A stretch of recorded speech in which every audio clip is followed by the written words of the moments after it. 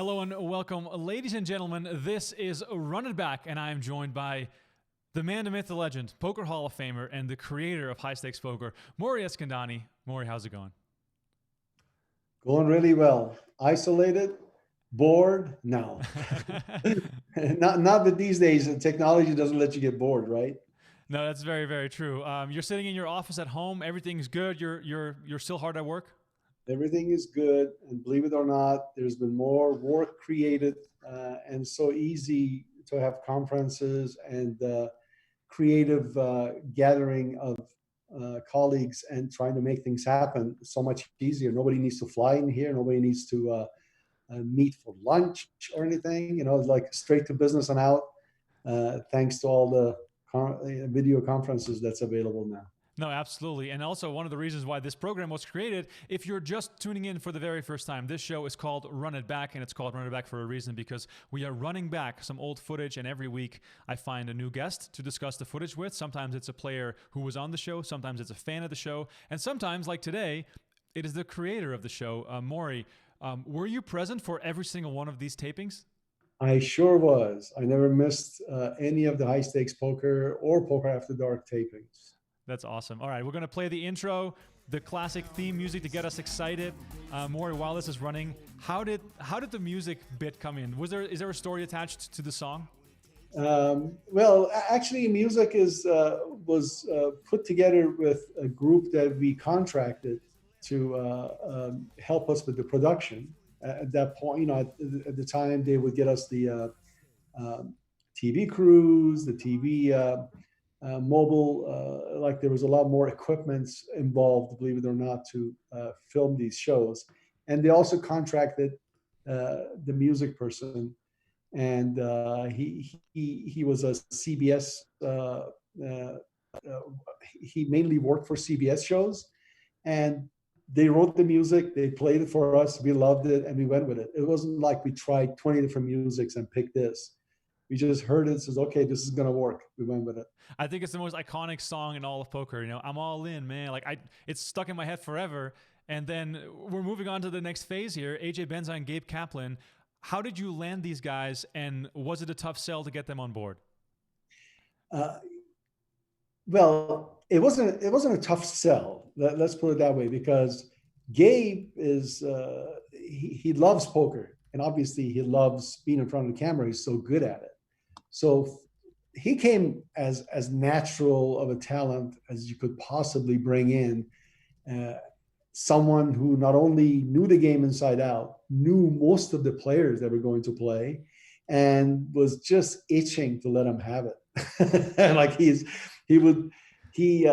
every time Doyle is on the screen, I'm sure Gabe was thinking of something the night before that I'm going to land it on Dolly, whether it was whatever past experience with him that he had, or some that he could just see on the screen and bring it up. AJ was introduced to us by the network of GSN. And just so you know, it's not, poker is a game that viewed by the outside groups, the general population, as card sharks and, the back rooms, plays and all that. They're pleasantly surprised when they come to a casino and see, okay, there's like a 40 table competition going on. They usually, most people, even at that time, more likely at that time, nowadays people see it so much on TV, this is a different view, but it just somehow came as underground. They wanted to give this a mafia type atmosphere. Let's make it look like, these are good old boys coming together, like all that. And AJ fit the profile there to come in. And as a matter of fact, if you've seen earlier posters and all that GSM put out, I have one in my house. I don't know if you can see it. Yeah, show us. Sure. I don't know. Oh yeah, on the right there. Right. Hold on one second. I'm getting okay. There you go. Yeah. I see. It looks like there's they're playing, and the guys got shovels and stuff in the desert. They're going to dig a body in. So the whole thing was always, and it was something we wanted to get away from. like as poker players, obviously, that's not the game. Poker is not aces up the sleeve. Poker is all these GTOs and computer programs and everything else that all the geniuses are doing now. It's not the old poker, but it worked. I mean, who was I to make that decision? I mean, we'll dive much deeper into the history of high stakes poker, how it all came together, how the lineups came together. But first, let me address everyone who's watching. If you enjoyed the show, please like the video. It helps us a lot with other people finding the show. We're going to go through 2 episodes of High Stakes Poker Season 1 with the creator of the show, Mori Eskandani, today. So if you have any questions, please let us know, because I'm sure he is the guy who will have the answer for you. And also, please make sure to note that if you want to just watch High Stakes Poker and don't listen to our rambling, you can go to PokerGo and watch all 7 seasons of High Stakes Poker in anticipation of the return of High Stakes Poker. New season in the works, obviously quarantine. So, when it comes back, we'll bring back High Stakes Poker, and we'll have more on that as the information comes out. But today, we are focused on some historic content as we dive deeper into the history of this game. A question coming in from Zachary right off the bat, Mori. He is asking, what was your favorite high-stakes poker lineup of all those seasons and why? And I'm going to guess that it's probably the first one, because it was the first one. Well, look, I seriously don't have a favorite. I can't tell you, to be honest with you, every single one of those shows that came together, it was a combination and collection of friends and colleagues and players that meshed together so well that you couldn't wait for them to get down and dirty, because you knew the chips and the words are going to fly the entire time. So yeah, I mean, if I had to guess, I would say many of the shows that Tom Dwan was in it, because I felt like we were not at the mercy of the cards, and this man wouldn't let anybody sleep. So I would say those became my preferred shows to watch or preferred shows to produce, because it was going to be easy. I wasn't like, the show started, we played 3 days, usually 8 hours a day. And we were contracted to deliver 13 episodes. So what if the first day, hardly any good hands were played? You're just pacing, walking back and forth. Oh my God, what am I going to do? How am I going to get 13 episodes? Well, you never had that problem with Tom Dwan. But Tom Dwan, you were saying, I wonder how many more I can get. I mean, this could be like 20 episodes from three days, because he just never stopped. Yeah, Tom Dwan, of course, a legend. Back when this first season was being filmed, however, he was probably still in high school, all things considered. This was taped, I want to say, was it 05 or 06 or something? Well, it goes back. I think it was 06, okay. but it could have been 05. I'm not 100% sure. Okay, so then let's talk about this lineup. Dr. Amir Nasiri chewing on a cigarette, basically going Sammy Farha style, but Amir puts it a little bit further into his mouth. Jerry Buss is on the show, who's obviously, Los Angeles Lakers legend, LA legend in general. How did this first lineup come together? Well, first of all, I think Amir hadn't seen Sammy Farha yet, so he might have been the first one that started, the unlit cigar. Well, no. 03 main event was before this, so that was when Sammy was having the cigarette already.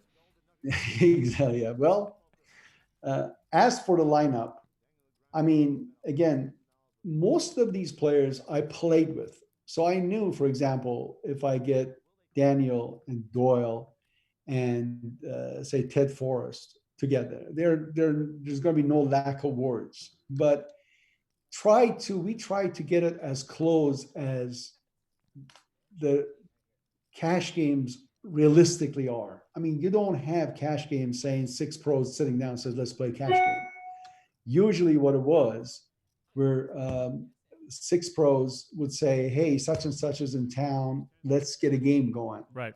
And this could be somebody like Jerry Buss, who just loved to play poker. He didn't care who was playing with. As a matter of fact, he insisted he would play with the best ever. Because if you talk to Jerry Buss, he would say, you can come to Staples Center, but you can't get inside the court. You can sit real close to them, but you can never get in there and play when the Lakers are playing. But I actually get to play with these guys. I'm not sitting in the ring. I'm coming in and getting inside the court and playing. And for him, it was just a thrill of a lifetime. So he played in many of our shows. He loved poker. So it was natural for us to invite him and say, hey, Jerry, we're going to be on TV. This is the lineup. Lineup didn't scare him. It excited him. When he told him, oh, there's Barry Greenstein, Daniel Negreanu, Doyle Brunson, Johnny Chance, oh, I'm in. Completely the opposite way of what people would think. Oh, I'm afraid of him. No, there was no such thing. That's incredible. And someone like Jerry Buss, did he come to Vegas regularly to play? Because of course he's a celebrity that goes far beyond just the game of poker. You know, we know him as someone who played on high stakes poker, but he's the guy who owned the Lakers for decades. He's a big time LA businessman. That must have been a big deal for you guys to get him. And was it sort of expected at that point because he played a lot in those games? He played in our circle for way before high stakes poker. I remember playing with Jerry Buss and Frank Mariani, high limit Holdem, not no limit. I mean, no limit wasn't really they always still preferred to play limit. Both him and Frank Mariani, his partner. I remember playing with Jerry Buss at what is Wynn now. I'm trying to remember the name of the casino. It was it'll come to me. One of the hotels that was imploded and became Wynn. I remember playing there, high limit, maybe like 3 or 6 or 4 and 800 limit Holdem with them in like late 80s. Wow. So that's incredible. Desert Inn. I love playing at Desert Inn. There you go. Desert Inn. Right. So then, was it a big deal from a television perspective to get Jerry Buss as like a celebrity on your show? Well, of course. Like when we told the network we're going to have Jerry Buss in there, you know, they were very excited. They would ask us, you know, who are you going to have to play? Who are you getting for season 1 or season 2? We always send a list of the players and the businessmen, recreational players that were going to join them. And of course, somebody like Jerry Buss, you can imagine, Game Show Network was thrilled to see him in the list. So yeah, for sure. That's awesome. Yeah, Daniel Negreanu sporting the incredible powder blue shirt with the glasses. I mean, for many of these guys, this was also an opportunity to get some very valuable TV time. And I think it also boosted the profiles of many of these players, which in return then made the game of poker a lot bigger. I do remember, and you've told me stories about this before, that at first, when you came up with the idea, I believe, was it at Noodle Bar Bellagio? But there was a story about how putting cash games on TV was never really considered because it was always focused on tournaments and having a champion and having a winner. How did that come to be, and how did all those dots get connected? Well, it was natural for what ended up on TV from poker side to be in the form of a tournament because it resembled other sports. Yeah. You know, you had a competition, it boiled down to 3, 2, and then you had a champion. Cash game isn't that. Cash game is just saying that, hey, we're going to play basketball, but who cares what the score is? They're just going to be shooting hoops. Well, where's the fun at that? Nobody was thinking that we can just play cash game. Right. And the way it came down was purely accidental, but I did grab on it. So I can't take credit for thinking of let's put cash game on TV. But when it came to me, when we were doing a pilot show for GSN, we were trying to do a gimmicky kind of poker show for them, where it was educational, funny, you know, like sort of like would be, wouldn't be just poker played as we know it. As a matter of fact, we had like, we wanted to introduce some elements in there where a recreational player could have changed the flop, or playing against the pro, they could have sneak a peek, meaning like throw a card's lifeline, let me see one of your cards, or things like that. We did the pilot, they watched it, they didn't like it. I was sure they didn't like it. We went to dinner, and while we were at dinner, Johnny Chan walks over. He was a friend.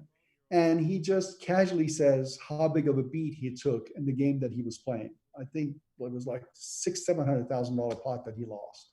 And he was describing how it happened.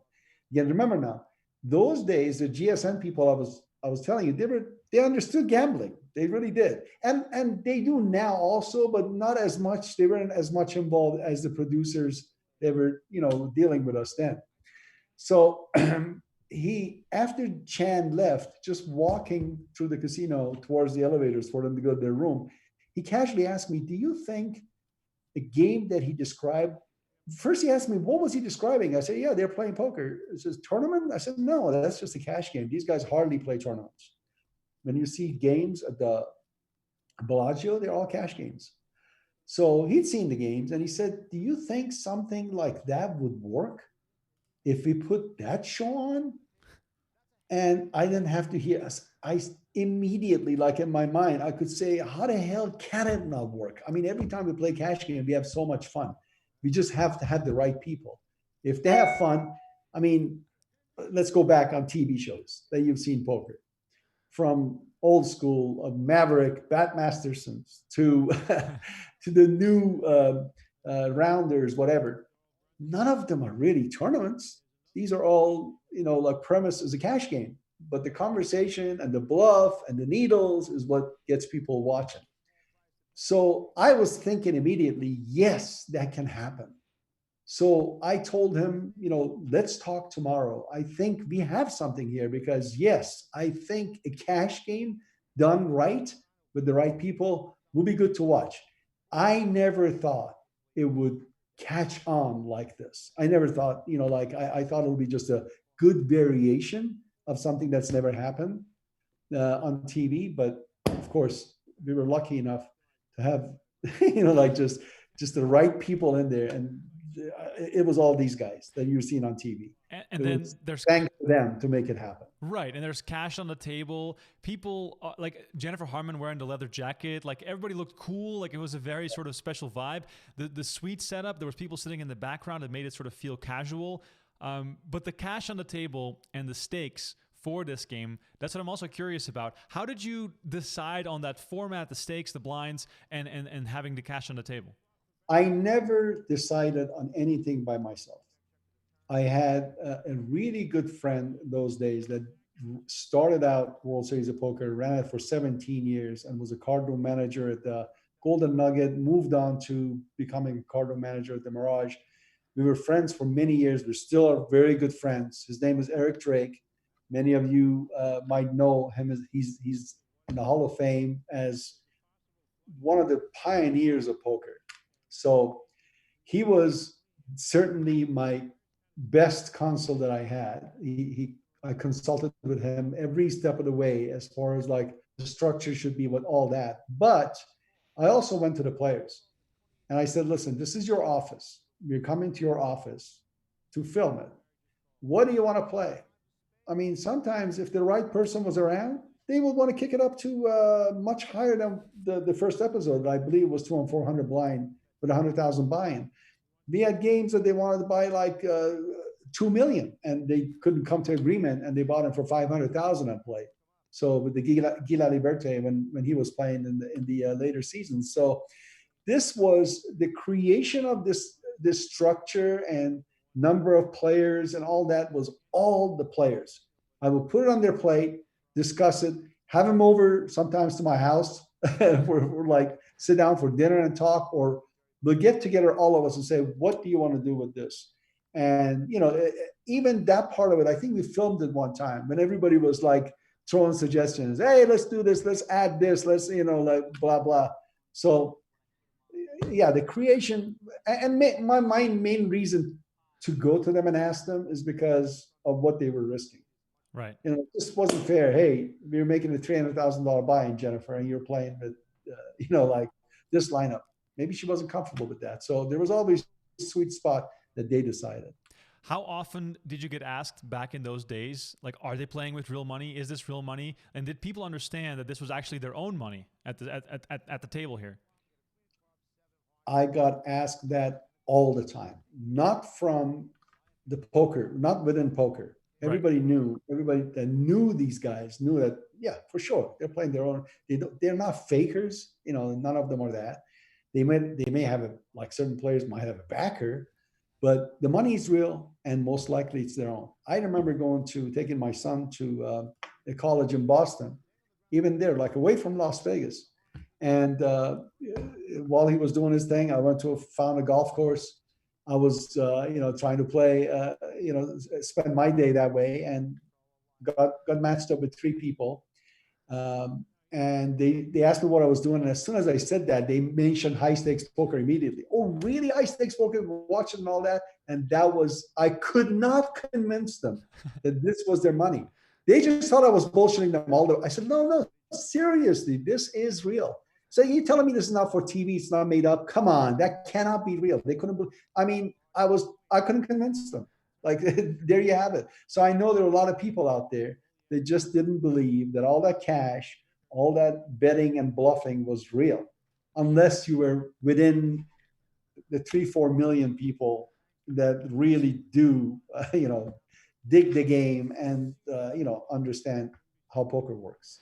A question came in earlier, by the way, and some shout outs to the people in the chat. Manuel, John, a guy by the name of JR is in the chat, Mark.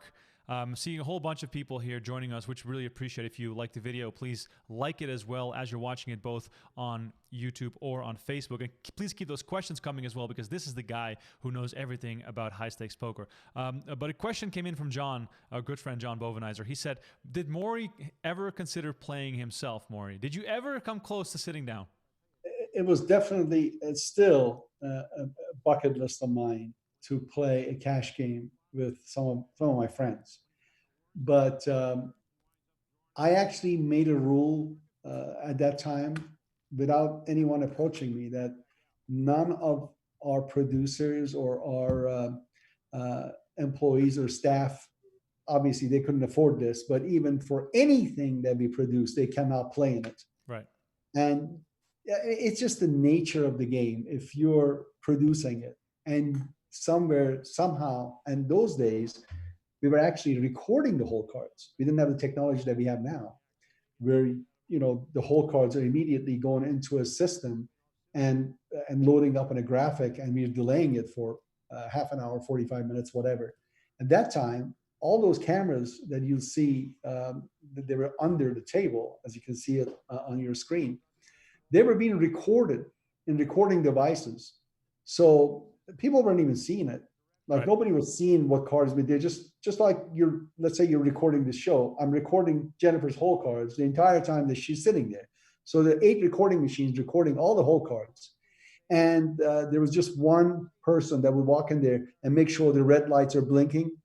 The cameras are recording, so we didn't have a camera go out, and we don't have hands from one player for 3 hours. So that was the only monitoring they did. They never went over, stopped and see what was being recorded. So we really had no knowledge of the cards until the post-production happened, where we took all those and they would put it on files and they sent it to me in whatever format it was. And I would match the cards with the players per the time code that they were playing. So there was a lot more work than, what's happening right now. There was really a lot of tedious work to get all that done. Even then, I knew somewhere in the back of somebody's mind, it could be that, hey, he has access to people's hole cards. He's recording people's hole cards. And if you sit there and make a nice laydown with 2 jacks, somebody could question, oh, really? He just let that go? Or right. It wasn't worth for me to ever get in there and play. And also, it wasn't like I was itching to play no limit Holdem with these guys. They were light years ahead of me, light years. But I would play limit Holdem or 7-card stud if that was ever caught on TV, which it didn't. It was never high stakes made with 7-card stud. I kept wanting to do a Larry Flint game with 7-card stud. Maybe that'll still, maybe it'll happen. Who knows? Maybe that, but I won't play in that one either. You and I talk from time to time, and I feel fortunate to work with you, and I've learned a lot already in the years that I've been working for Poker Central and PokerGo.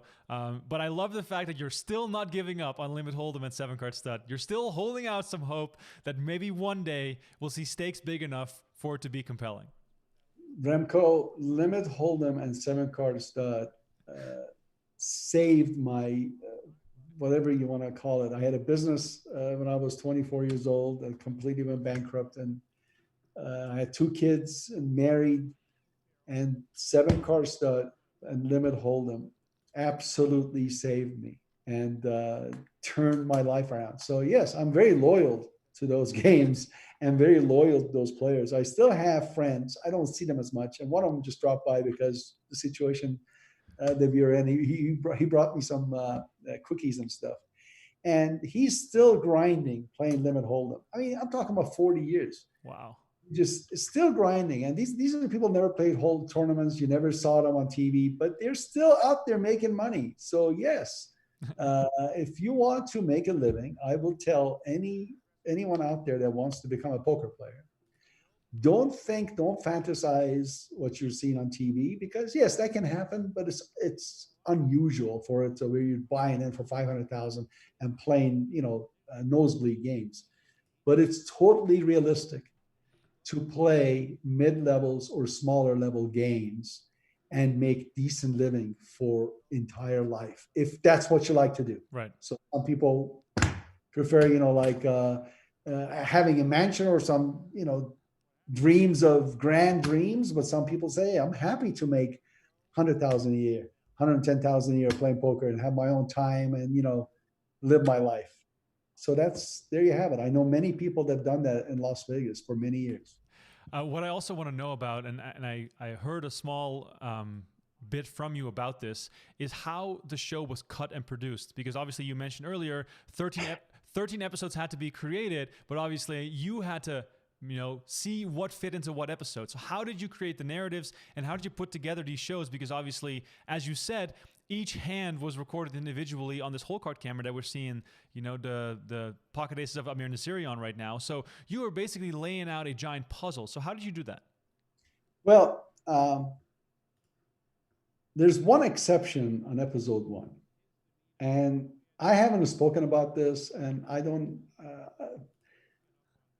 I'm not proud of what I did. Let's put it that way. I'm not proud of, because I was put in the corner to make the show happen and deliver to the network, right, with certain hypotheses and certain requirements that I had to make this a storytelling game. And what people didn't realize, the game was the story. I didn't need to create a story within the story. Yes, we could have interviews with the players, go to their homes so you know who they are and all that. But as far as the play went, you just dealt and played, and that was the story. I was put in, they had hired a producer that was a story producer, and he couldn't find a story. I mean, he wasn't a poker savvy person.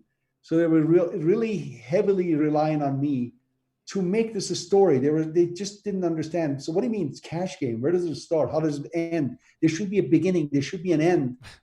I know there's no champion, but how do we tell a story? And trust me, I was going crazy trying to figure out just what is it exactly they're asking from me. Remember, now I was a poker player turned to TV. It wasn't, and I couldn't just connect the dots. Like, they want a story. They want a story. What is the story? Like, Doyle Brunson comes into this game and loses a lot of money, and then comes his son and takes his revenge. I mean, I can't make that happen. right. What story are you looking for? So I finally decided maybe I'll tell a poker story.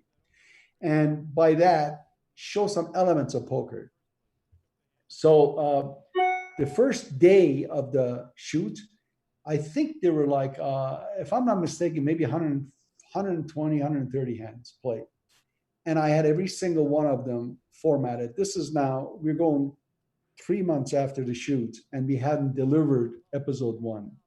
And they were we had 1 month or so, or maybe not 3 months, maybe 2 months. We had a couple of weeks, 3 weeks to deliver episode 1. I remember being at the Commerce, because that's where I stayed, and traveled back and forth between Studio City, where our post-production facilities, and the group that we were working with, and Echo Entertainment that, we worked with them for many years. And I would come back to Commerce. I remember bringing all the beats. By beats, I mean everything that happened in a hand, from the start of the hand, what the level blinds were, who had what hole cards the person had, raise, flop, turn. And we had 120 of them. I remember taking those and basically putting hand number 1, hand number 2, and tape it on the window that was at the Commerce in my room, and looking at all 120 hands, saying that, how am I going to tell a story? I mean, what is the story? I'm looking at this, I'm trying to solve a puzzle, and I don't even know what the puzzle is. So I finally decided, you know what? Let's make it so Daniel Negreanu Daniel, don't hate me. Daniel Negreanu plays 3 hands where he is bluffing. And I wasn't paying attention where you were playing this. I think if you go back to the first 3 hands, you'll see that Daniel, raised with a rag, got away with it, raised with a rag, got away with it, raised with a rag, got away with it. Then he had 2 kings and trapped a couple of people for a nice chunk of money. In other words, I took hand 4 and hand 11 and hand 36 and hand 92 and made those hand 1, 2, 3, 4 of episode 1. Wow. If you pay close attention, thanks for our experienced editors, you didn't see Doyle Brunson switching to Todd Brunson and back. And none of the other geniuses that played in the game, I guess it's been so long since they played, nobody said, Mori, that didn't exactly happen this way. Was it the right order?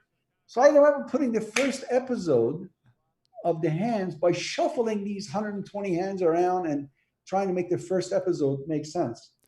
After I got done and we edited and we put it together, I felt ashamed. I mean, I felt like I'm not giving what is realistic in the world of poker. This is not it. So I put my foot down with the network. I said, look, what happened here is not right. This is not what happened. We cannot change the timeline. From episode 2 and on, the timeline is not changing. It is what happened. I will take out some hands, the boring hands. I would tighten some hands that people were thinking for so long. But if there's a good conversation in the hand, you're going to hear. You're not going to jump around trying to tell a story. There's no story to tell. This is the story. And they agreed. We produced the second hour of the first season on as the right timeline, as it occurred. And of course, the rest is history. I mean, that's a fantastic story. I mean, that is one for the ages, and I think almost nobody ever was aware of that happening. Take us behind the scenes during this first season. You're on set. I've been on set for taping of Poker After Dark and Super High Roller Cash Game and all sorts of big games. So I know there's always some chatter before they sit down, and this guy forgot his money, and this guy has to get a wire. What was it like being on the set there before the cards went in the air? What was the scene and the vibe like? And was there sort of an adrenaline sort of mood in the room? Well, look, with the players, there was no kind of drama. It really felt like they were coming to the poker room and they were going to start a game. They were actually excited to play a good game. They knew high stakes poker always had a couple of recreational players that would come. They were good action, or even the pros, a combination of pros that were all good action. So it was, for the players, it was really business as usual. The stress and all of that came with the production crew of sometimes 80 to 90 people to make sure that we don't miss anything, something doesn't go wrong. These guys are playing for a lot of money, and that's what was stressful. And to me, not understanding exactly all the nuances, that was all the different aspects of the simple explanation of what we're going to do is makes sense. We're recording the cards, we're recording the player's voice, we're filming them. The director is cutting, as the action is happening. But there were a million other things that were going on in that mobile truck that I didn't understand. And it's like driving a car, but you don't know. You're sitting in the back seat and you don't know what the driver is doing. You're always more nervous than when you have your hands on the wheel. And I'm not saying that I understand everything perfectly now. I'm not a technician, but a lot better now. I'm a lot more relaxed. Even you can imagine these were all edited shows. None of these were live, and it was nerve-wracking. So now we switched to live in some of the shows, not high stakes poker, and still I'm so much calmer because I just know that there's no problem. The guys got it. I'm lucky enough to have so many incredibly talented people there. They know what they're doing, and so yeah, the stress level was more with me and the crew than the players. Let's listen in a little bit on this hand, set over set here between Ted Forrest and Amir Nasiri, and I'm sure it'll spark some memories of this day. He's taking a long time to decide his raise also. Ted Farha raises another $16,000 into the pot. It's now over $70,000. We have a situation here, AJ, where both players are sure they have the best hand. Yeah. And we're seeing a lot of acting going on. Now, Ted Farha might be wondering right now, he said, what does this guy have? Now, if Dr. Nassiri knew Ted had as strong a hand as he does, he'd put all his chips in and he could save his performance. Right.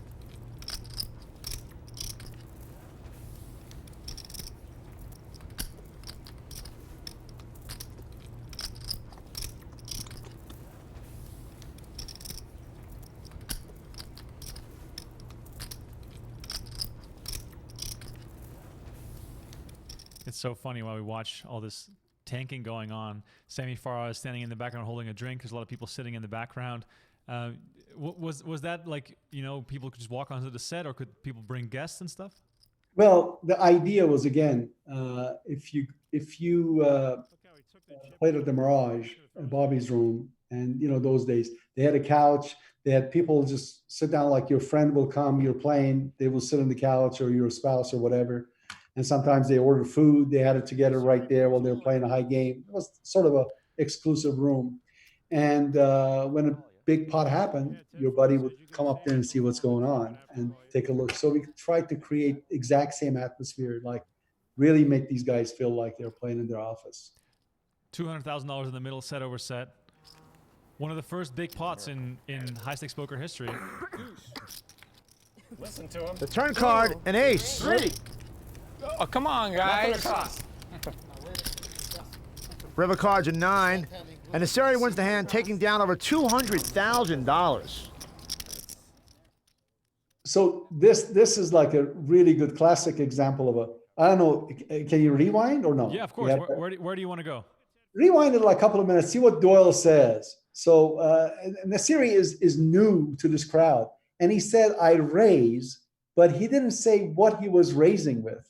So this went on for like a minute and a half before he said how much he's raising.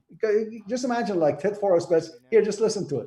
It's like, to me, when you're cutting this, there's no way you're going to lose that conversation. Right. So you can just listen. Nobody talks over them. Oh, look at this. Negreanu with just jack high throws $6,000 into the pot. He's lit the fuse, and there's going to be fireworks. Oh, commercial break. Very smart. Yeah. Okay.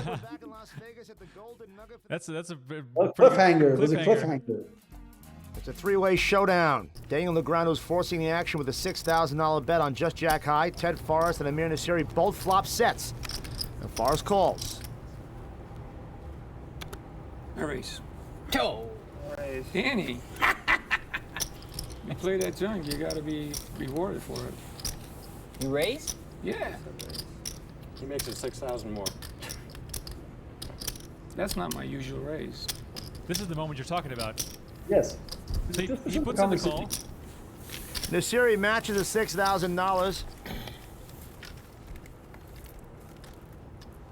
But he doesn't seem sure what he's going to raise here, Gabe. Let's watch the whole clip and then break it down. This is kind of unusual. You were serious about the raise, right? Yeah. Share it with the rest of us. Yeah.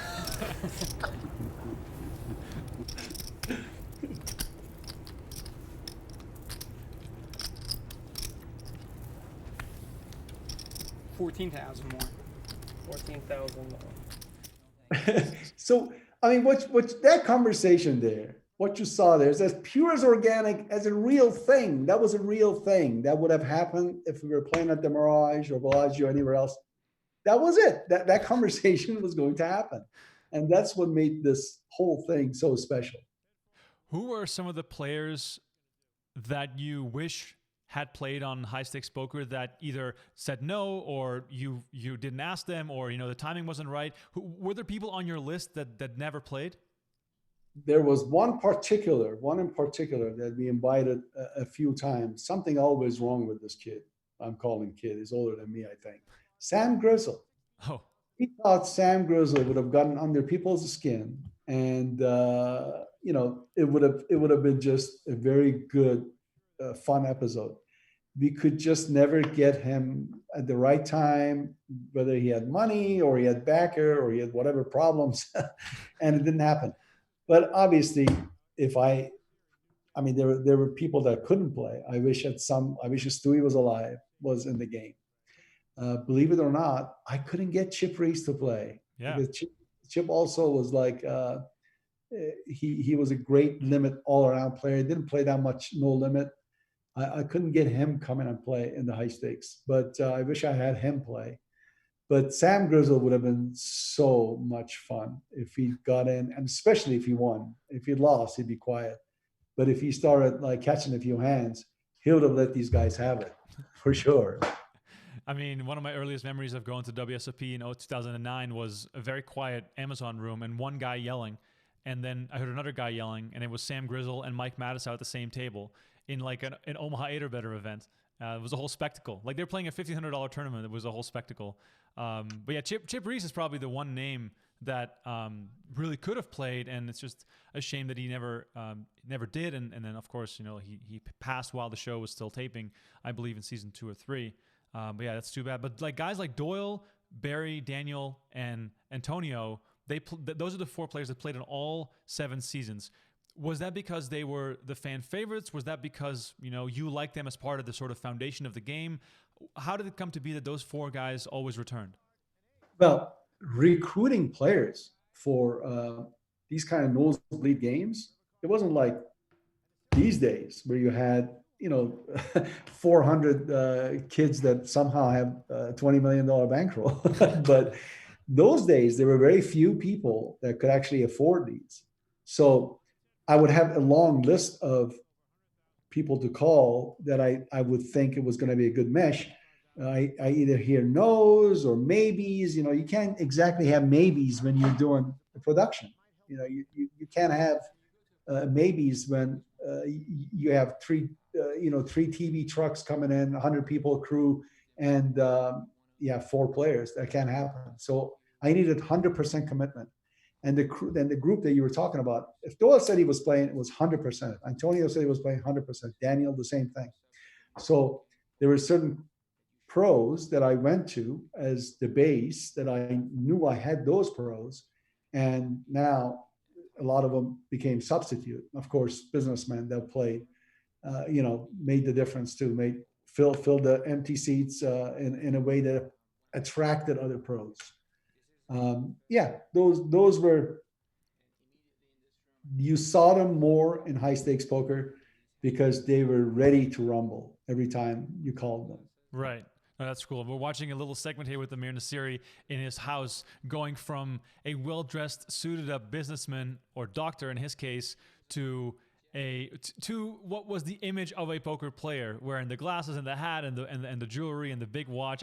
I think it's hysterical seeing these clips and watching sort of how that guy sort of turned into a different persona when he came to the poker table. Also, shout out to everyone watching in the chat. If you want to watch this poker action without us talking over it, because the purpose of this show is to analyze the game a little bit, break it down, and hear those behind-the-scenes stories from Mori Eskandani, you can head on over to PokerGo.com right now and watch all 7 seasons of high-stakes poker there at your own leisure without us talking in your ear. If you have questions for Mori Eskandani, please let us know. Please also like the video while you're watching. We have a lot of poker action still left on this stream and a lot more stories to get into right now. One player that I want to highlight, Mori, and this maybe applies a little bit more to Poker After Dark, because that's where Phil Hellmuth really had most of his outbursts. But still, he had quite a few on high-stakes poker as well. What has your relationship been like with Phil over the years in these televised games? Because obviously, his famous words on the first ever episode of Poker After Dark were, "Get Mori in here. Are you going to give penalties for this?" So tell me about that and how you and Phil have been going back and forth over the years. First of all, Phil and I have been friends for a long, long time. Before TV and after TV, during TV and all that. My gut feeling is when he was yelling my name in the first episode of Poker After Dark, I mean, I could be wrong. I should really ask him someday. I think he just wanted to get me in front of the television camera. I think that's what he was trying to do. But why are you calling from? And he's done it several times. It's not like the first time. That was the first time. But ever since then, any chance he gets me, he sees me somewhere, he will call me or he will strike a conversation with me to get me in front of the camera somehow. So I think that was his motive, but maybe I'm wrong. He was obviously, when he plays, we've seen him to get a little hot with certain situation that could come up. Either it's a bad beat or some ruling that he didn't like or whatever. And in Poker After Dark cases, Sean Chacon, whispering to his ear while he was trying to make this big decision with ace 10 against two kings. Yeah. I remember that. But I don't think he had that many. I didn't have any issues with him in high stakes poker. He played, I mean, there's no way I'm going to remember, but I'm going to say at least 2 or 3 episodes of high stakes poker he played in. And I don't remember having any issues. And he ran pretty bad too. Yeah, he ran bad, but he also was put on tilt. I believe it was season 1, I think, where he sat down, he immediately lost 2 big hands, and he was steaming, and everyone was making fun of him and needling him. Did you also put these lineups together knowing that these guys can take a joke back and forth because they have this familiarity with each other? Or was it sort of like a coincidence that certain people ended up together? I never wanted to put somebody in there that wasn't a part of a group. So, for example, when Dr. Nasiri, we played with Dr. Nasiri every day at the Mirage. He's a gynecologist. He'd come, not every day, but I mean, many, many times, like 2 or 3 times a week. He would come and play for a couple hours, 3 hours, or, he was always really good action. So when I went over and told him, hey, I'm doing something like this. I don't even know if you play Holdem and Holdem. He snap called it. Yeah, I want to play 100%. Put me in. So, it was putting the groups together really came from the poker room in front of the camera. It didn't, like all of these guys that you see here, some maybe not as much as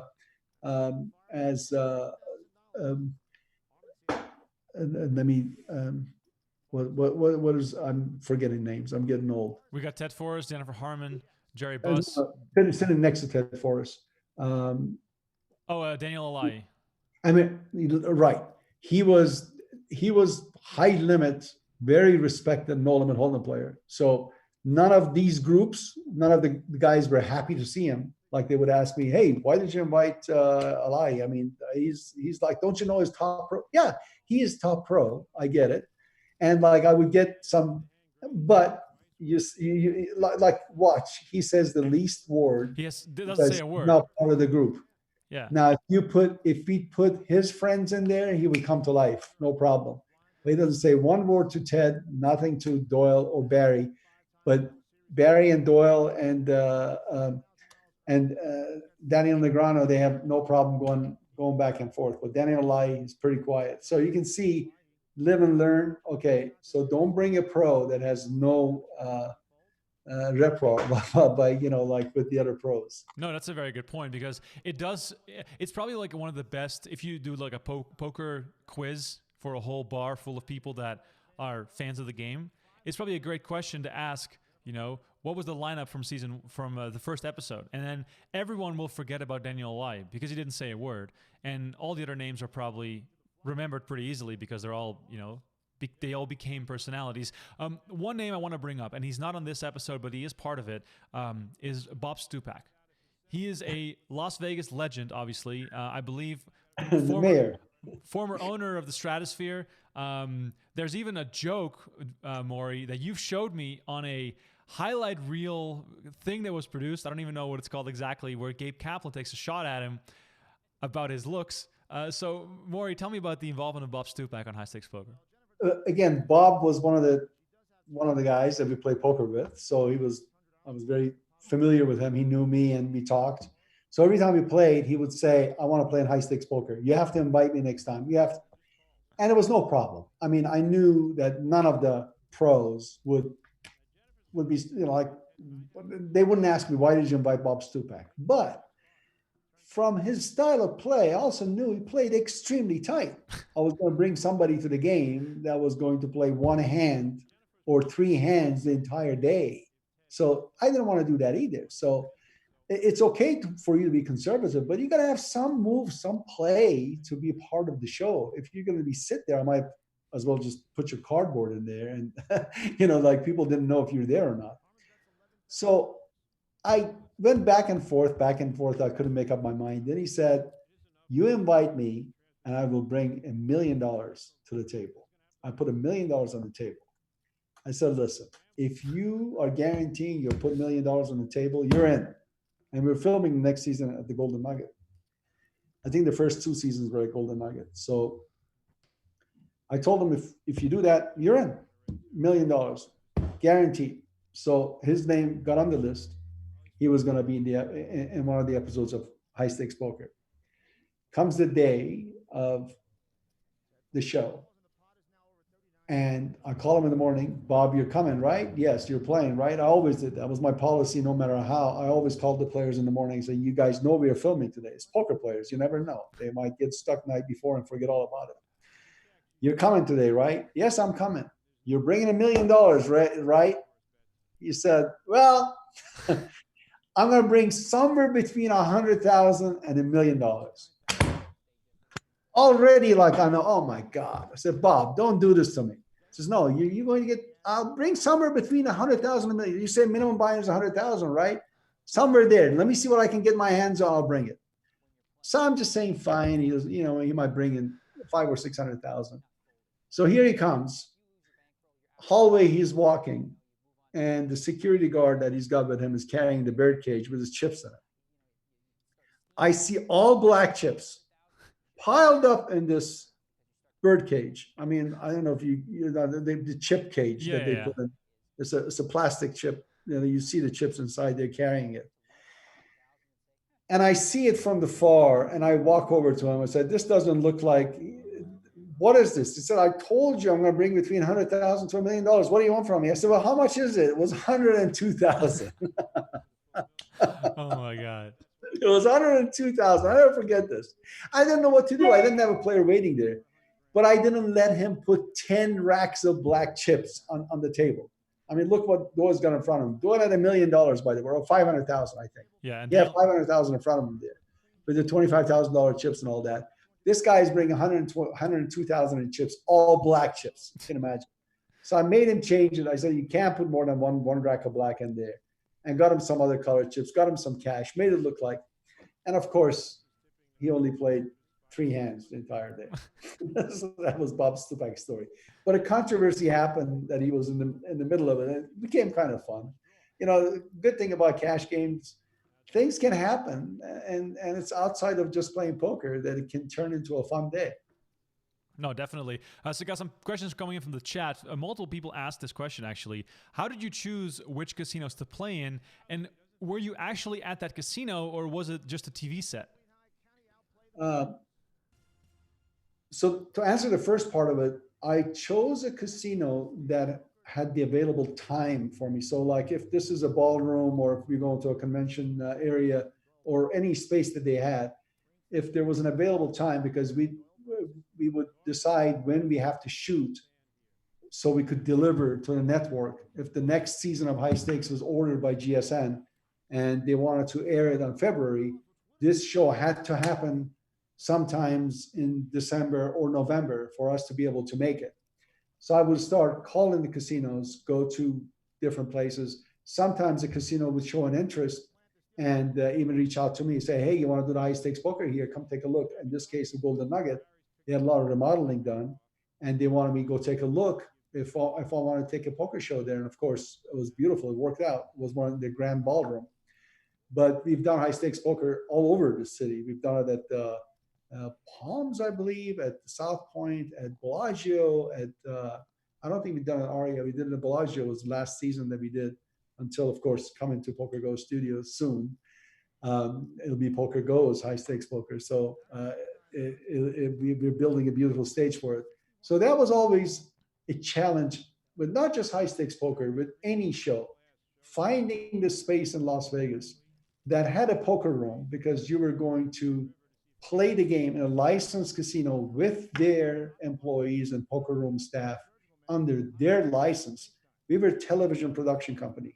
We couldn't just come and say, we're going to rent a place in some warehouse and turn it into a stage and play poker there. That wasn't going to happen.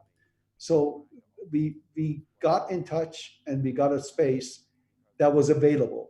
That's why you'll see us in different places. And the second question that you had,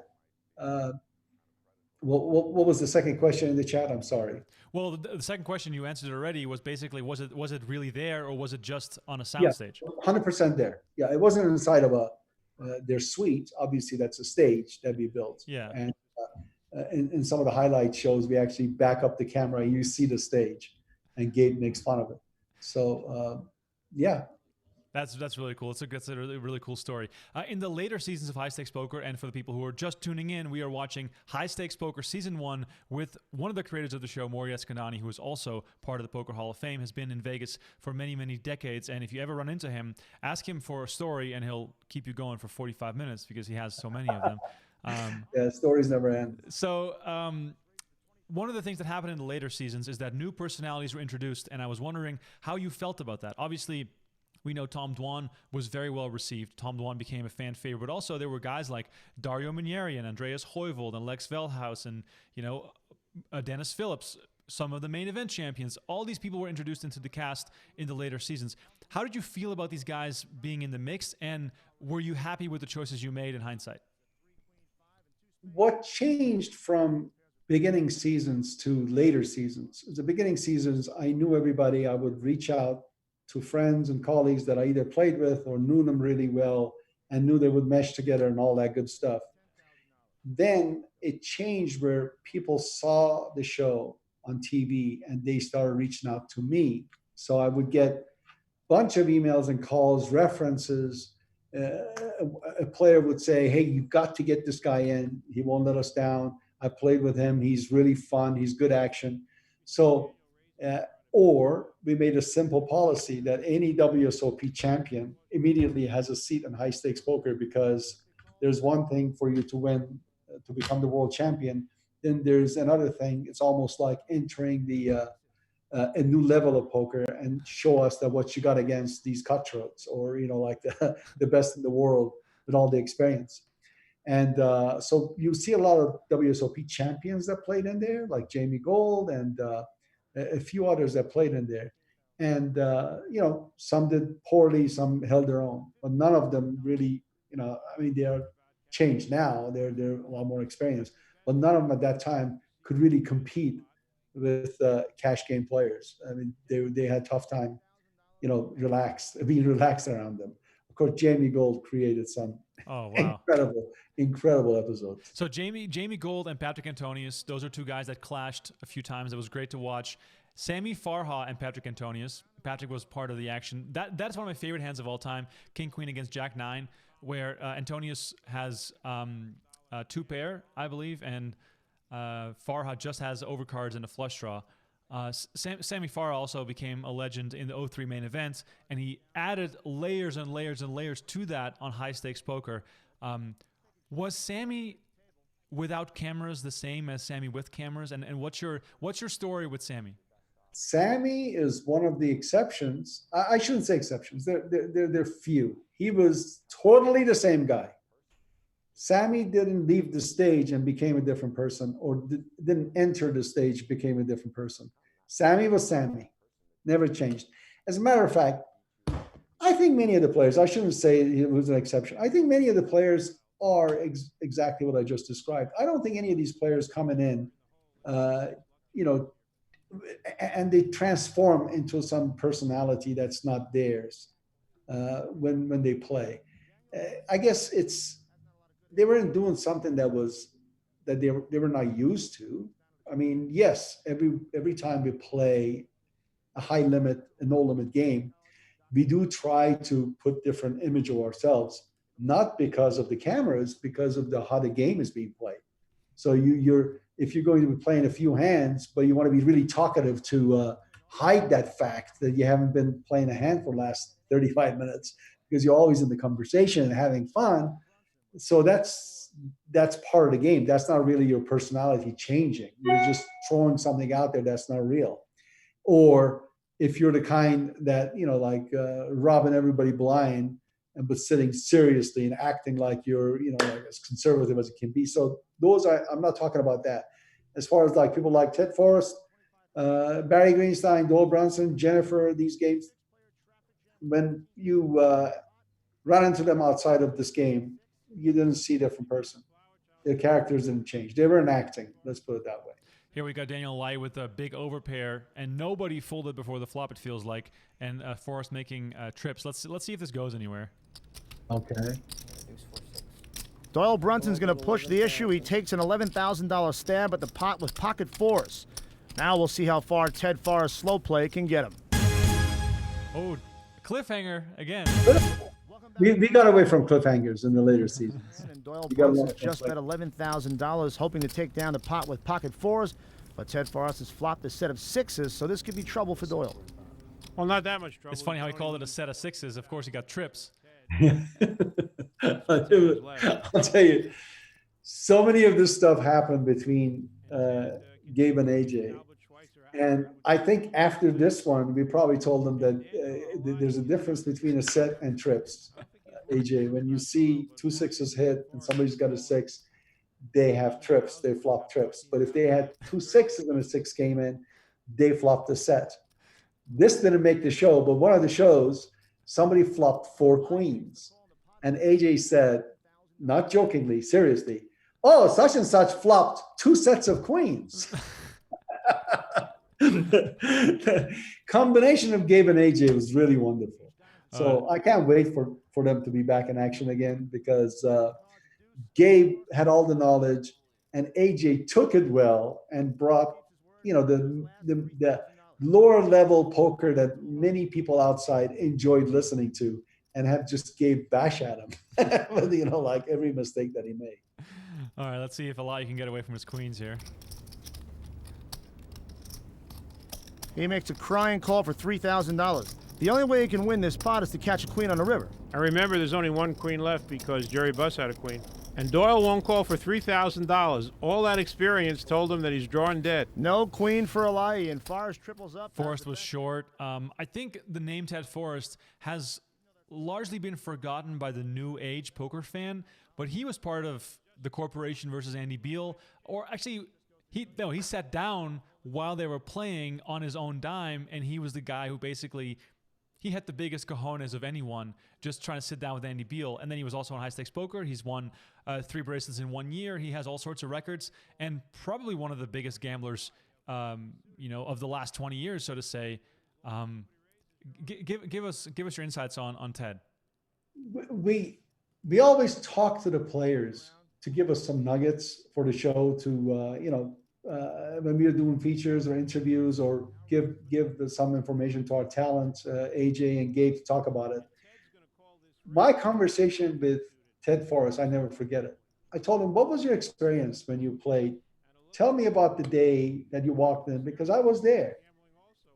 They were playing heads up, Andy and Chip. And they had all agreed that they were going to play heads up, pull their money together, and one person will play Andy. And let me interrupt you real quick for the people who are unaware. The book, The Banker, Suicide King. God, I can't even recall what the title is of the book. Andy Beal versus the Corporation, the biggest poker game ever played that we are aware of. So Mori, please continue. The book is, by the way, amazing. Everybody should read it. Yeah, but what Andy did, he raised the stakes so high that people couldn't simply afford it. It wasn't like, the highest stake we've ever seen anybody play was 1,500, 3,000. All of a sudden, he was looking to play 20, 40,000 limit hold'em. 20, 40,000 limit hold'em. That means if you just called a hand without any raise, you were involved 160,000, 120,000 in the hand without a raise. Just call. So one raise goes up 200,000. So it was just insane limits. So that's where, by cooperation, it wasn't anything shady. It was people not having money and saying, okay, I'm willing to put up 50,000 or 100,000, whatever. They pooled monies together, and one person will play. So they have enough chips to play against them, have a chance. Ted Forrest walked in and just sat in the game. All his money. So that means he emptied his box. I don't know what he had, 200,000 or 300,000, whatever he had. He put it right in the game. So he was telling me, I told him to write what happened, write how he was feeling. it was fascinating how he said he calls the Mirage and says, what are they playing? Usually like people called, we didn't have the information that's on the net now. You call and say, what are they playing? Says, yeah, we're playing this and that.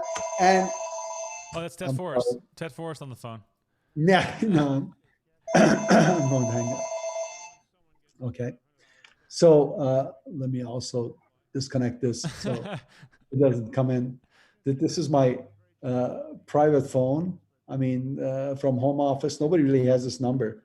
So whenever somebody calls, it's a spam. It's not Ted Forrest.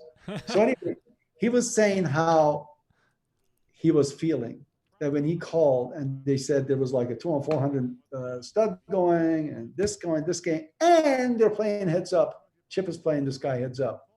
What are they playing? Playing 10 on 20,000, limit Holdem. Ted said the entire time that he was walking to the Bellagio, he was talking to himself, and he knew there was no way he's going to be able to hold himself back. He is getting in the game. There was just no way. So he was totally ready. He walked in, he went to his box, and he still, until the last second, hadn't made up his mind until he sat there, said, deal me in, and then made jacks full, something like that, a hand that he had jacks full. And, you can imagine, with the raise, he just won like 300,000 or 400,000. And sure enough, after that, they had to like pull him on the side, say, hey, by the way, there's, he should become part of the corporation. It wasn't expected but yeah, that was, Ted Forrest had huge heart, and he still does. I'm sure he still has, he won 3 bracelets in 1 year, World Series. He was the first person to win, triplets. But yeah, he was a wonderful player. Staked a lot of people in the games, and had a big heart. Everybody knew about his. Yeah, no, I mean, I wonder what he's up to now, because I only see him really during the World Series of Poker. I'm sure he's not, crushing the big games anymore like he used to. That's a whole different era. One player that also is connected to both the Andy Beal story and high stakes poker is Phil Ivey. The story goes, and Raymond Davies once told me this story in a video that took off on YouTube, where Phil Ivey saved the poker world when he beat Andy Beal for a lot of money. And the story goes, and Ivey told me in an interview later that, not the whole story is true, but the story as it was told to me was that Ivey was sitting courtside at the Lakers, and that someone from the corporation, I don't know who, reached out to him to come play Andy Beal because they were getting destroyed. Like, he was winning a lot of money. And then Ivey took a private jet, flew to Vegas, and basically crushed Andy Beal in a bunch of sessions. What's your version of the story? And were you aware of it in the moment? Were you there? Have you seen any of the action? What was that like? I don't know the details of the story, exactly what happened, but believe it or not, Andy Beal, when he first came to town, he was playing in our game. He actually played in the game I was playing in. And we were playing like maybe 8160 Holdem or something like that. And like within a week or two, it got to where he was playing 2 and 4,000, 3 and 6,000 in full game. And a couple of trips later, it became 10 and 20, 15, 30, 20, 40,000 limit Holdem. I mean, things that we just never ever thought was completely like, nobody could ever believe it. So, but I know one day he was winning 6 or 7 million from the group. I don't know if that's all the money they had. But I mean, I also know that if this group, they were obviously the best players in the world. If they needed to raise money, they would. But it would mean that they had to give up 80% of their, earn to. If they had lost, let's say between all of them, they had 6 million. Let's say they had 10 million. Andy Beal won the 10 million. Now, if they had gone and raised money with millionaires and billionaires of the city to continue playing, the deal would have probably been that you get 10% to play. So it would have taken them forever to get back what they lost. So it is possible that, they had lost half their bankroll, and Ivey came in and got it back for them, because if they'd lost the other half, you can just imagine. And, playing limit Holdem heads up, especially when some other peoples are relying on you not to lose, that's like added pressure. It's not like, you're putting your money up there and you're playing, you can make a lot of mistakes. And I'm sure Andy wasn't the kind of guy that just called. He was probably one of the most aggressive players at that time, a recreational player. that played very aggressive, and the heads up limit Holdem is the game of aggression. If you don't play aggressively, you can almost never win. So you can imagine if you are playing for a lot of people that are relying on you, and then you lose that aggression, it can spell disaster. So yeah, I can see Ivy coming back and saving the ship. It's definitely a crazy story. Someone in the chat, Joe, is referencing to Freddie Deep going south. How that is an iconic moment because Freddie Deep was getting really upset at the table. This is also part of season 1, I believe. So the question, I guess, I have to pose to you: did Freddie Deep go south? I don't know if he actually went south. I can't tell you if he did or not. If I had to guess, I would say if he did anything, because I know he had a backer. The reason I know he had a backer because backer made sure that I knew he was backing him, and like for whatever amount of money he put in. It's possible he took the stake out. Like if he didn't want to lose the original buy-in, 100,000, whatever it was, it's possible. I really don't know. I have no idea. But the reason everything got out of hand, it was all fun and joke. Hey, you went south, didn't you? All that. I think Chan started it, and then Daniel followed up a little bit. And Freddie was first giggling and laughing, and then he realized, well, okay, this is going to air somewhere, and his backer is going to hear that he went south. That's not a good thing. If somebody's backing you in the game, you don't want to hear somebody went south. So that's what upset him. That's when he started like vigorously defending himself and saying, what the hell you guys are talking about, and blah, blah. It got really ugly. And that was one time I wasn't called to go on, but the game had stopped and the argument was going forever. So I had to go in there and just stop it and get the game going. That was the story. I don't know if he went south. I don't think even if he did, he probably called the guy and said, hey, I'm winning, whatever, 110,000. I'm going to take 50 out. So we, in case something bad happens, we don't lose the whole thing. I got 2 more days to play. Who knows? But I don't think he did it in any kind of malicious, intention or anything like that. I think also the footage later showed that he wasn't, and everything was sort of a big cloud of smoke and nothing really happened. So, I mean, it's just a really funny moment. And I think the fact that people are still referencing it now, all these years, this is like 15 years ago, means that, even those small controversies live on for a long time and people will forget about, the boring moments. It's that crazy stuff that stands out. As far as... I don't know if you know Roger King from the King's production. He was a billionaire that played with us. They did Jeopardy, and they have all the huge game shows on TV. It was mostly King's production. His brother reached out to me after what happened, after that episode aired. It wasn't poker that attracted him. It was what happened, like how purely organic that was, how real it was, unscripted, and that can happen in a cash game. He was so fascinated. He said, well, like, are you thinking about doing this? And said, I don't have, this is all owned by Game Show Network. We don't own it. So he was trying to figure out a way, okay, how do we do this? How do we bring something like this on? So it just goes to show you, high stakes poker, it wasn't about all playing the game in a high level. Right. It was also what could happen, what could transpire in a game that was attractive. For the people watching right now in the chat, YouTube and Facebook, we are live. We are watching High Stakes Poker Season 1. You can ask whatever question you have in the chat. And please don't forget to like this video. It helps us a lot with the channel. Mori, how much of what you guys filmed hit the cutting room floor? And were there any moments you couldn't broadcast for some reason, or that just sort of didn't make the cut that were good?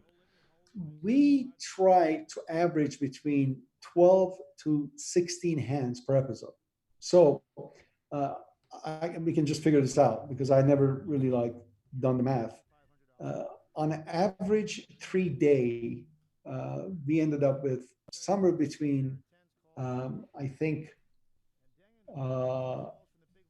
3 to 350 hands or something like that. So each day would give us 120, 100. Well, I'm not thinking right. Let me. So, I mean, probably 30 hands an hour at most.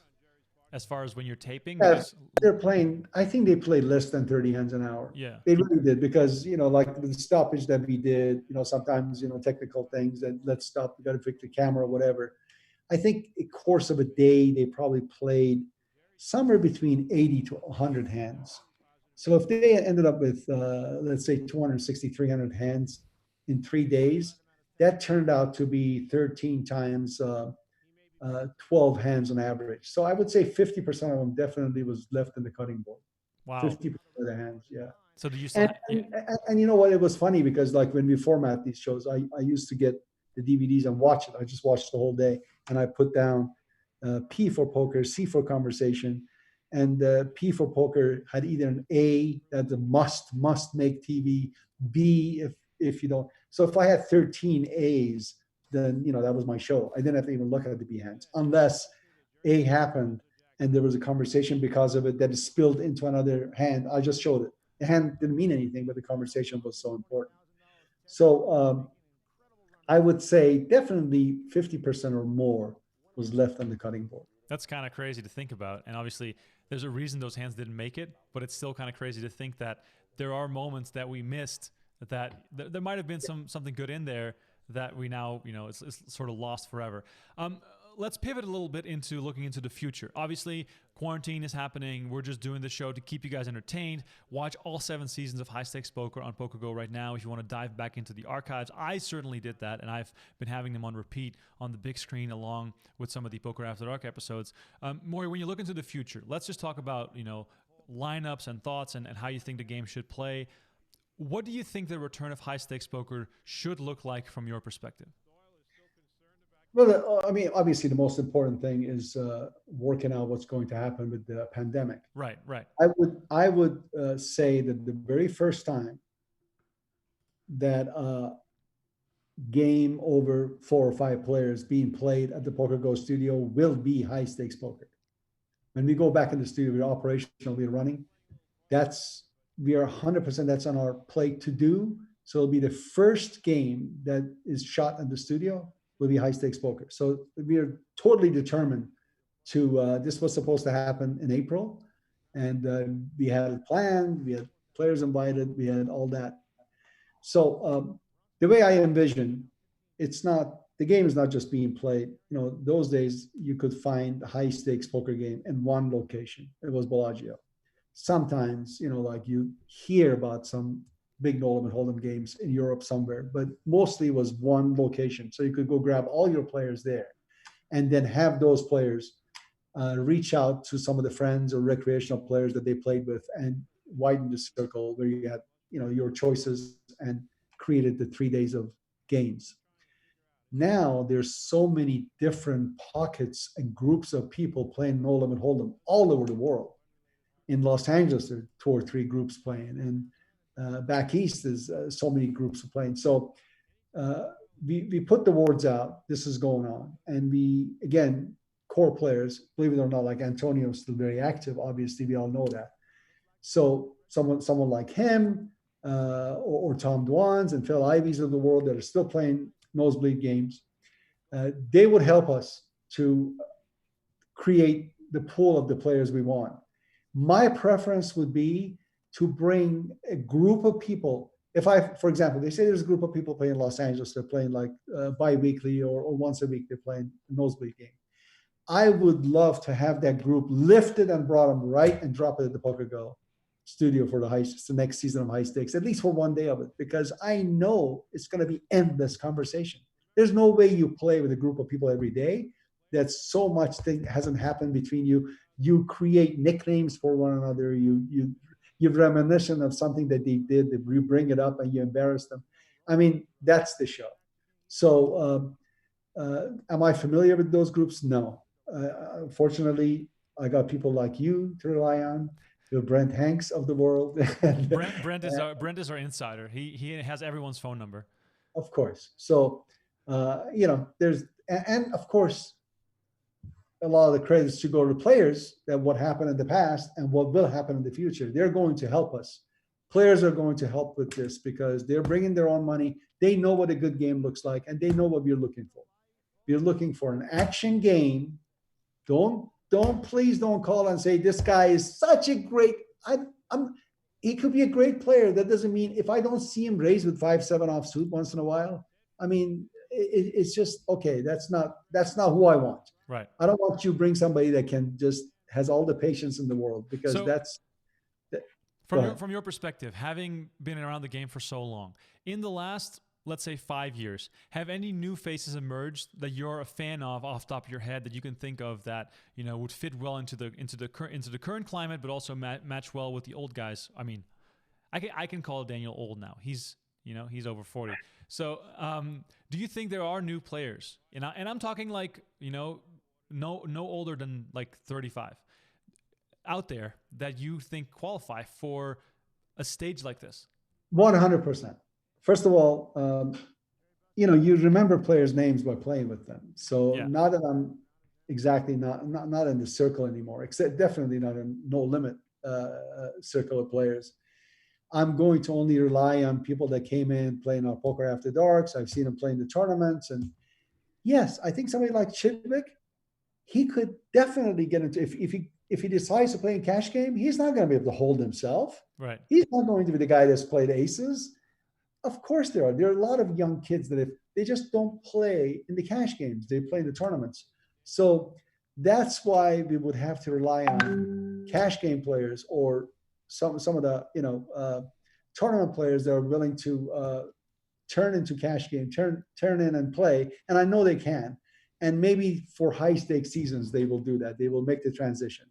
Yes, we'll be able to good lineups together. We'll be able. I don't think there'll be shortage. As a matter of fact, I think there's more players now than in the past. Yeah, I'm sure everybody wants to see the past players. As a matter of fact, if the first season, if our comeback of high stakes poker is exactly the same group that you're seeing here, 16 years later, I think everybody want to watch it.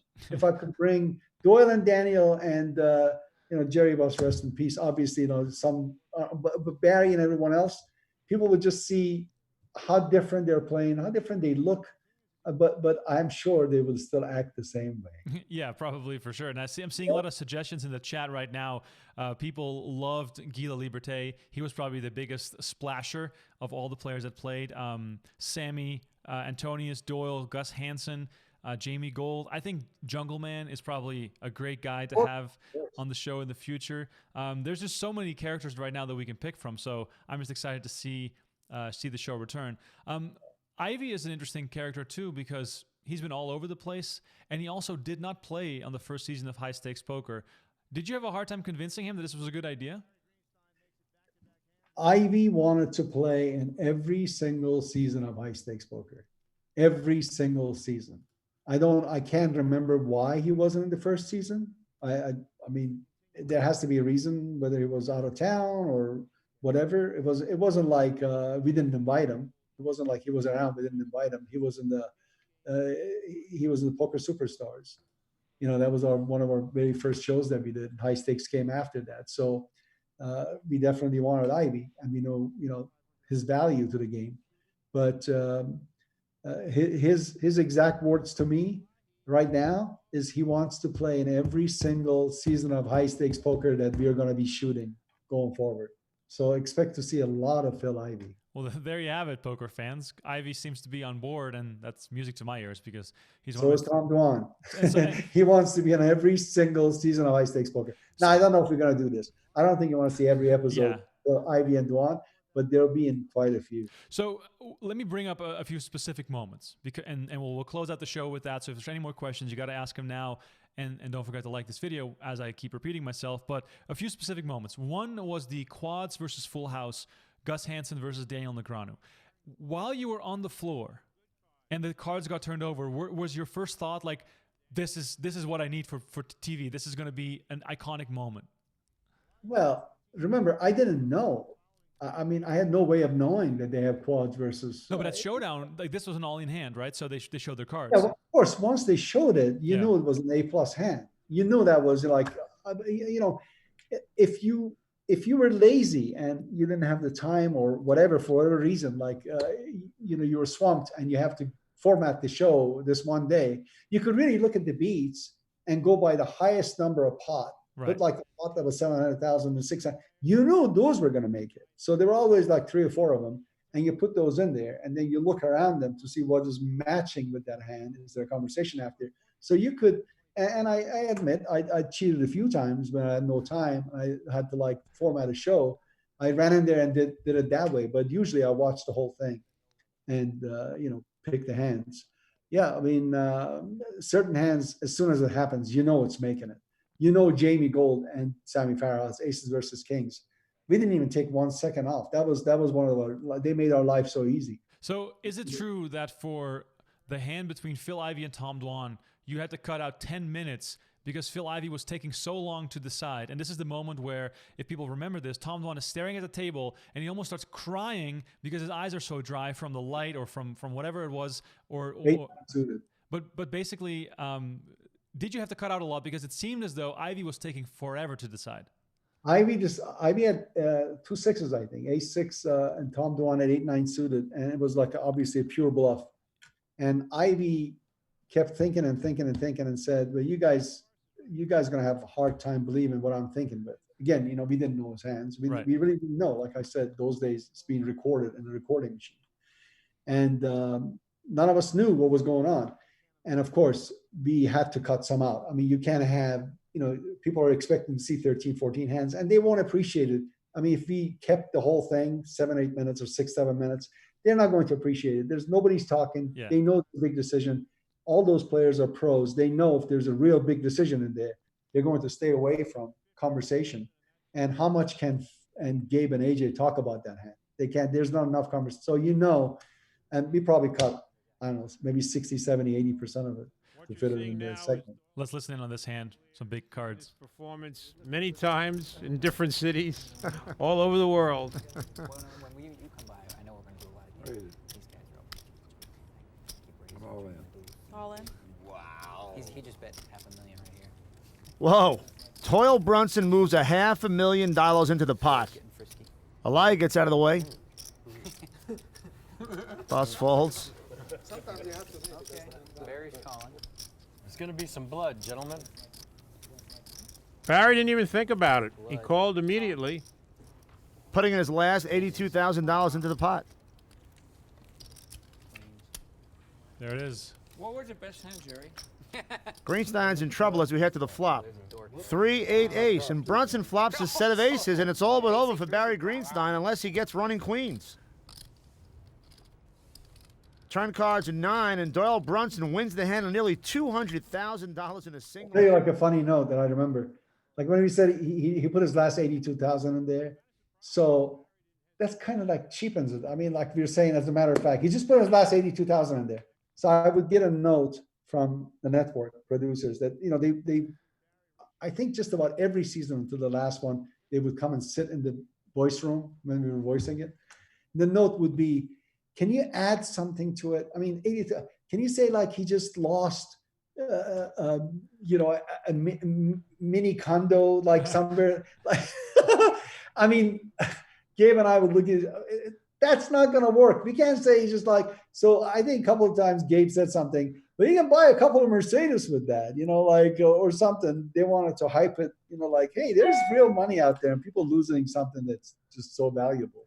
Just to say, hey, he just put 500. He just spent 500,000. Can we just say he just put in enough money, like to send your college to kids, your kids to college and back, whatever. All right, a few final questions here from the chat, Mori, before I let you go, and it's been amazing rewatching all this footage. The chat is asking in various different ways what the highest stakes you think could be that ever could be televised on high stakes poker. And of course, PokerGO has had some really high stakes games. Triton had some really high stakes games. What do you think the highest stakes could be? And maybe this question goes into a different direction where maybe the ultra high stakes aren't the best for TV. Maybe just below that is better for the audience. So what do you think about the stakes? No, I mean, I would say the higher the stakes, the better. Okay. I know we're talking about, people don't believe it. People are not going to believe 100,000 and they won't believe 10 million. So I'm not worried about that. I think mostly our industry, people, the poker viewers and people that understand poker know it's real. So what are the high stakes going to be? I'll tell you, we never thought when we were playing poker, the high we'll ever see anything bigger than 2 and 4,000. We saw 20, 40,000. We saw, as a matter of fact, last game that Andy Beal was playing was 100, 200,000 limit Holdem. Wow. So yeah, that was, anything is possible.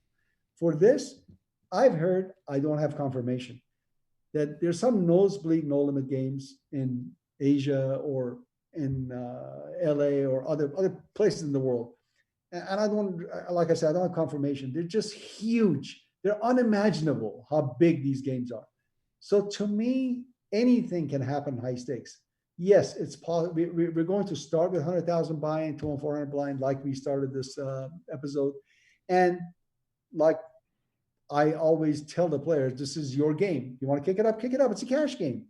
I mean, no floor person, no supervisor will come back when you're playing in a poker room and say, hey, you can't kick it up if the whole table wants to kick it up. So they can do whatever they want to the game as long as they all agree. I don't want to invite a player and then put him in the corner and, he's not comfortable. So once they all agree, they can kick it up. In the meantime, if somebody calls me and says, hey, this group that we are playing in Texas, this group we're playing in Miami, we're playing 5,000 and 10,000 blind no limit Holdem and 5,000 ante. Are you interested? Hell yes. It's not even going to take a second. Of course, come on down. It's ready. I'll polish the table for you. It's all good. So anything can happen. I have no idea how high it can get, but I'm hearing super high limits exist out there. So yes, I can see us playing 3,000 and 6,000 or 5,000 and 10,000 blind no limit Holdem. If you are excited about to play on high stakes poker and your home game happens to be $1 million buy-in, please hit me up on Twitter. Slide into those DMs at Remko Rinkema. Find me on Twitter. I'll get you in touch with Brent Hanks, who will get you in touch with Mori, and then we'll see what we can do. So if you have $1 million buy-in home game, do let us know. Mori, thanks so much for being with us here on the show and Running Back. It was an honor and a privilege to have you on. And I believe in the future you're going to make it happen that we can do this with Gabe Kaplan. Absolutely. I'll get Gabe come over here. We'll have fun. And AJ, we should do that. That's a date. Okay. Gabe and AJ on Running Back with Remko. Perfect. Gabe and AJ Benza are going to be on Run It Back. So subscribe to this channel if you don't want to miss it. Subscribe to all our social channels as well. We're going to make that happen, of course, in the future. Quarantine, blah, blah, blah, all that stuff, sadly. But we are trying to entertain you guys all throughout the quarantine. And I am going to be back on Thursday at 5 p.m. Let's say this right, 5 p.m. Pacific time, 8 p.m. Eastern time, joined by Brandon Adams. Me and Brandon Adams are going to watch High Stakes Poker. He was on the show as well. I believe he played on season 4 or 5, so it's going to be fun to have Brandon Adams on the show. One of my favorite characters in the game, Mori, I'm sure you're a big fan as well. Of course. All right, perfect. So, Mori, thanks once again. You guys, thanks for watching. This was Run It Back. We'll be back on Thursday, 5 p.m. Pacific time, 8 p.m. Eastern time. Don't miss it, watching High Stakes Poker with Brandon Adams. Okay.